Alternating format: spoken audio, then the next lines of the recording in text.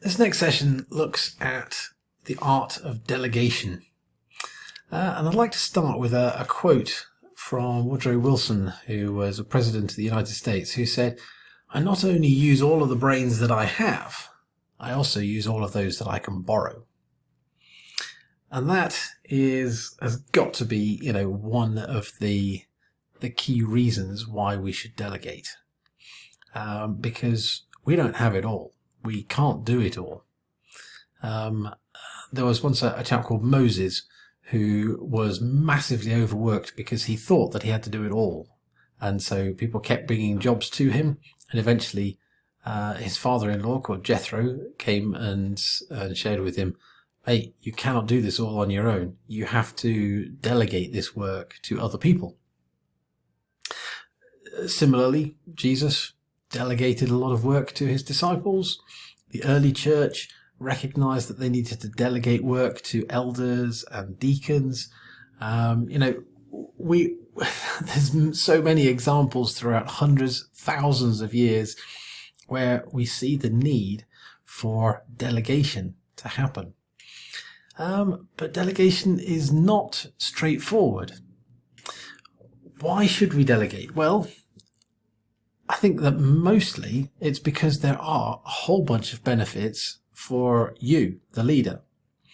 One, it frees up a lot of time for probably higher priority tasks. It also actually builds your trust in your team because you start to realize just what they can actually manage. It also encourages good open communication between you and them. And of course, it builds up the capacity of other people, which then frees you up to do other things. So those are all benefits for you. But of course, there are also benefits for other people, for those who are being delegated to, and even those who are watching. It can be very motivational when they see that you as the leader are willing to delegate your authority to others. It can encourage creativity because they may have solutions that you haven't even thought of. It brings new creativity into the solutions. It also encourages their participation. So they realize increasingly that they are contributing to the objectives, to the vision. And it helps, of course, build confidence in themselves as they realize, hey, actually, I can do this. I didn't realize. So, as well as benefits for you and benefits for others, there are also benefits for the organization because it increases the overall effectiveness when people are using their skills rightly, and the workload is being properly distributed amongst the whole of the staff. It's more effective for the organization. It also builds capacity for the future. It builds in an element of sustainability as new people are learning new skills and are able to carry things forward. And of course, it's not just about that they're building new skills and they're going to get promoted and you're going to lose your job, because in fact, you are also you've got your time freed up to do higher priority things. So you are also able to step forward as well. So that's some of the why do we delegate. Now let's think a little bit about why we don't delegate. Well, the fact is, why don't we delegate?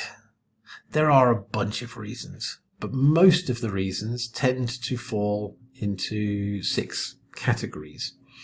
The first is, it doesn't feel right, my putting my tasks onto other people. Well, get over that. The second one is, of course, well, I don't trust that they can do it as well as I can. Well, again, are you really that amazing? At some point, you were also junior at this task and you learnt it and you grew in it. Actually, maybe they could also learn in it and grow in it. And maybe they might do it in a different way, which might even be better.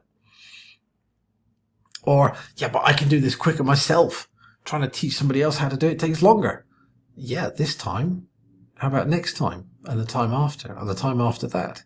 If you can learn to delegate, if it is guaranteed to free up more of your time in the long run. But yes, there is an investment in the short term. Yeah, but I'm not very good at training, say some people. Well, if you line manage staff, you have to learn that skill of growing and developing your staff, because that is one of the core requirements of a line manager. Yeah, but I might lose control.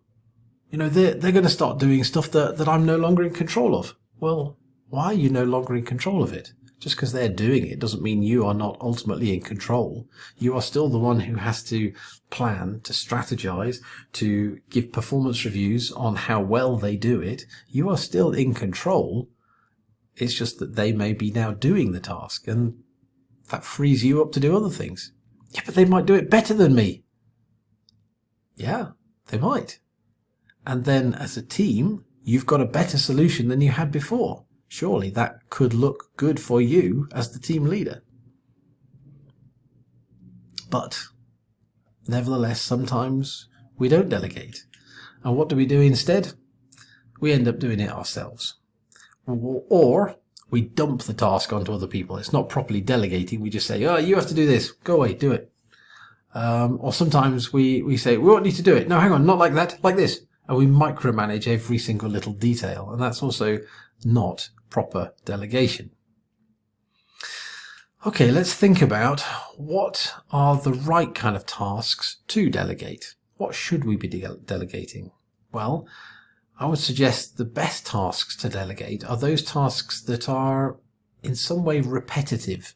They come back again and again, because if something comes up many times and it's more or less the same thing and it needs more or less the same solution, then it means that somebody can practice it and they can grow in how to handle it. So, that gives them a chance to learn with you giving feedback.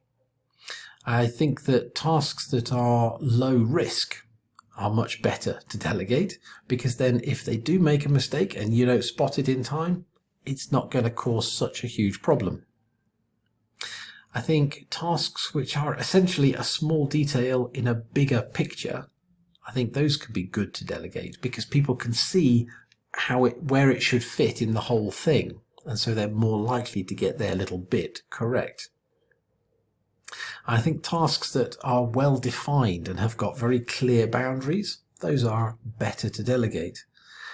And also you can think back to situational leadership and remember that, sometimes people's confidence and competence, when those are both high, that is the right person to delegate to. Okay, there are also some tasks which we should not delegate. What kind of tasks should we not delegate? Well,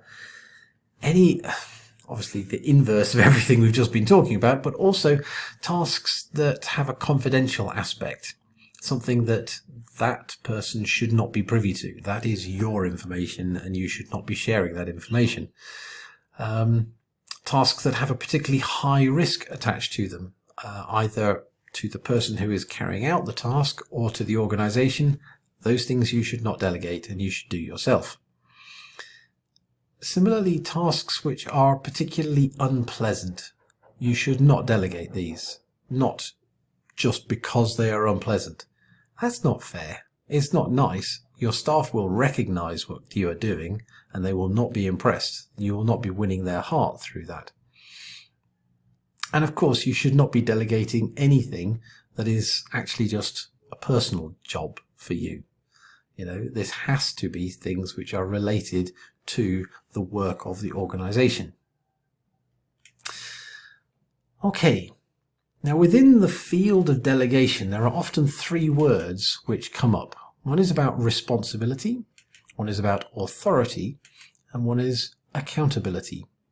And these three words, I think it's very important to define them well. I think that responsibility, which is the person who you're responsible to do the task, you are the one who is going to actually carry it out, you are responsible for doing it, that should never be separated from the authority to carry it out. You know, if you give somebody a job to do, you have to bind with that the authority so that they can carry it out. You can't say, you have to do the job, but I'm going to remain the one who has the signature. That's crazy. If you're going to give them the job to do, you have to also give them the authority to do it. But accountability, that has remained separate. Accountability, that remains with you as the leader, because you have delegated the task, but you cannot delegate the accountability. The accountability remains with you. If the job is done well, great. It was your job, you delegated it, they've done it. You can, if you are sensible, you can reward the person who did a good job. You can praise them. You can say, thank you. Actually, Jack over here, he actually did it for me. But if it goes badly, if something goes wrong, you carry the can. You are still accountable. Okay, let's break down. What does good delegation actually look like? Well, it starts with preparation. You have to prepare well if you want to be able to delegate well. And preparation means, first of all, thinking through the task yourself. How do you want to define it? You know, defining it in SMART terms: specific, measurable, achievable, realistic, and time-bound. Can you really define this task? It's no good just saying, oh, can you do it? If nobody really is clear what it is, you can't delegate that. You have to work out, at least in your own mind, what it is that it is. And then secondly, you can be thinking, okay, who is best to carry out this task? It's not just the first person to walk through the door. It's not always your second in command. It has to be the person who is most appropriate to this task. That's how you prepare well. Okay, so now we move on to actually now communicating this task to the person. And again, it starts out with just being, clear. Why is this task important? Why is it necessary? Because if they understand the value that this task brings to the overall operation, they are much more likely to carry it through with their heart. You then spell out in very smart terms what it is that you require them to do, and you make clear what are going to be the consequences. If they get it right, this is what is going to happen. If they get it wrong, this is what is going to happen. These are the consequences. You also make clear to them what authority they have and do not have. You can say, I want you to carry out this, and for this purpose, I am going to give you this authority. You are allowed to sign off up to this much budget, or you are allowed to oversee these staff, or whatever it might be.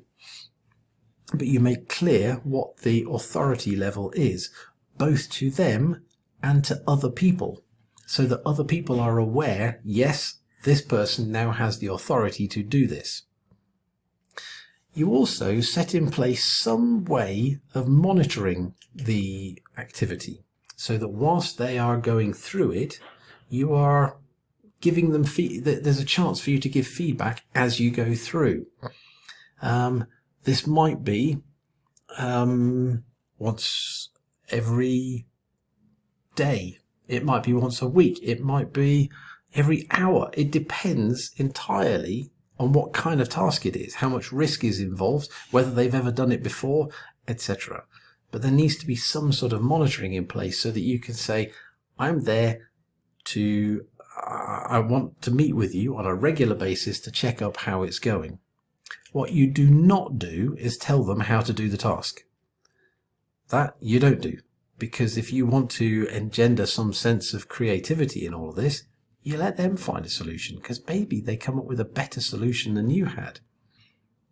It is fine for you to say, I have done this task many times in the past, and I know that if you try doing this, this, or this, it's going to go wrong for these reasons.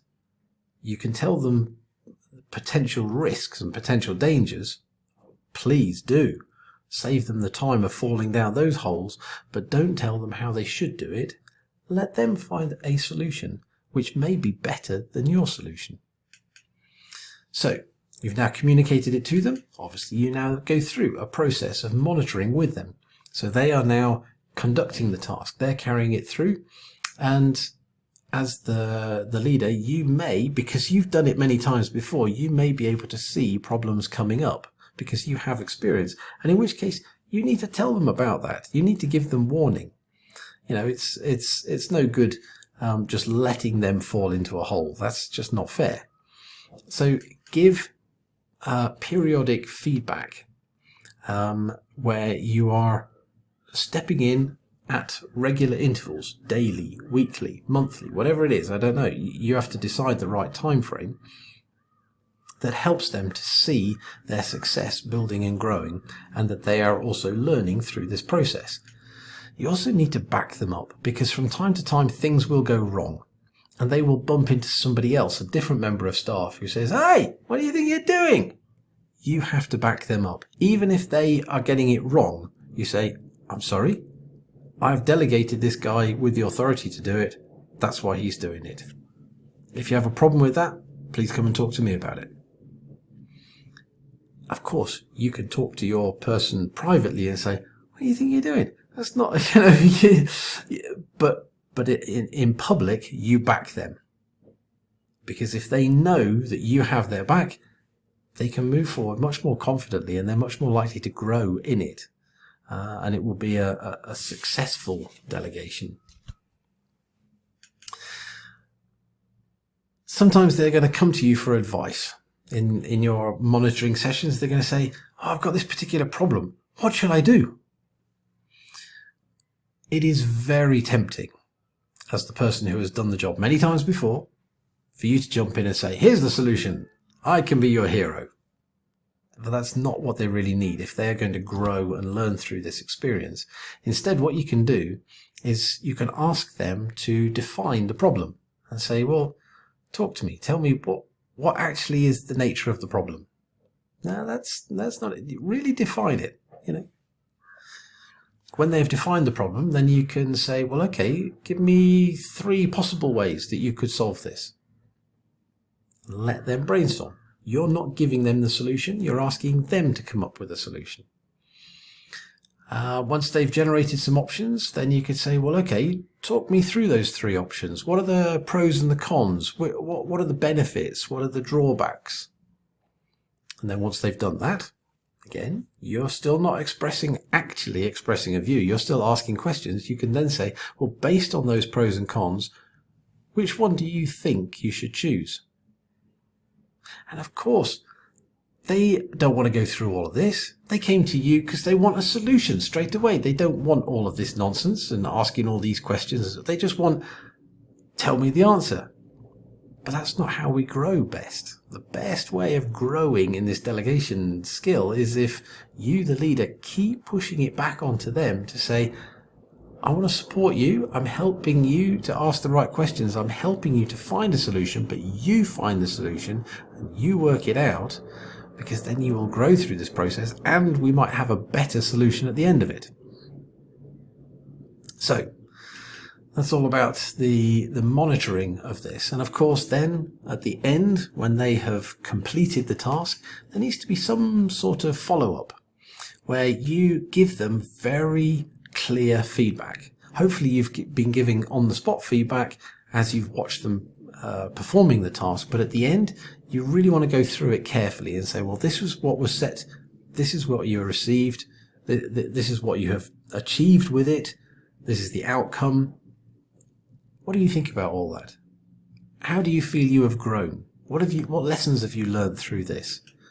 And of course, you talked at the beginning about consequences.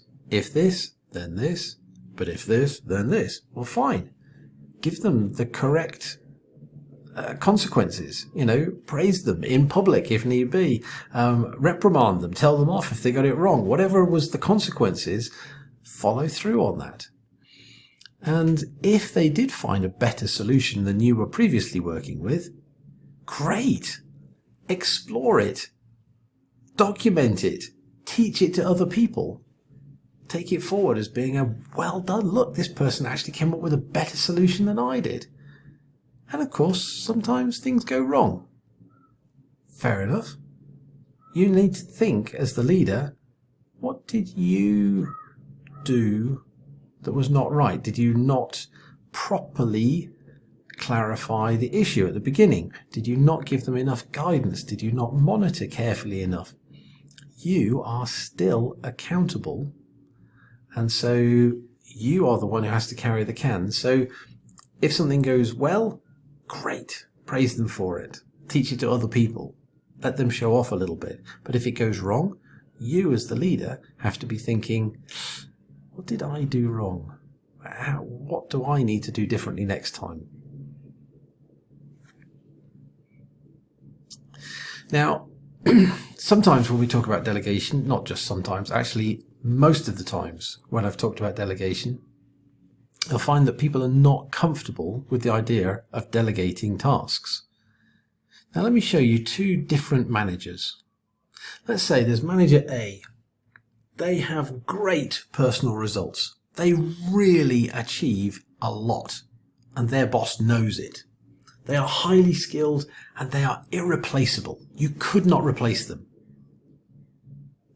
Whereas manager B, personally, not such amazing results, but the team that this person leads, they really give the results. And this team is growing in skill and capacity. Now imagine you are the director who is looking over these two leaders. Which leader is more valuable to you? The one who is irreplaceable? Do you know, as a director, I would see that word as terrifying. If you have a manager or a leader who cannot be replaced, that is not a good thing. That is something that you immediately start working on, because you do not want any of your staff to be irreplaceable. It is important, it is vital that you can replace them, because sometimes they're ill, sometimes they need to be promoted, sometimes they move to a different organization. It's terrifying to have a staff member who is irreplaceable. What I would much rather have is a team that is delivering and a team that is growing in capacity. The manager of that team is really valuable. The leader who is bringing about that kind of teamwork, that's the kind of leader that I would want to be employing, not the kind of leader who keeps it all to themselves and has not really learnt how to delegate.